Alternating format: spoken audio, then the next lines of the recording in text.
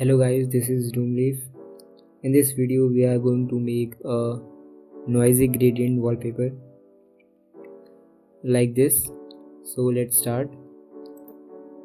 First of all we have to select this tool, gradient tool, and select any of those gradients. If you don't have these gradients, you can simply download them from web. There are lots of free gradients available on the web. So I have selected this. Now make sure that this option is selected.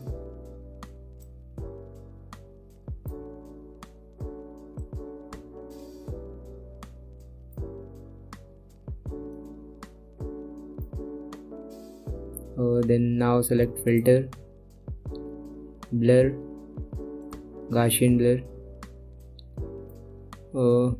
Make sure that this point selected here, it removes the line, so I think it's good. Select OK, and again select filter, noise, add noise. It's good, I think. OK, and this is how we make gradient wallpaper.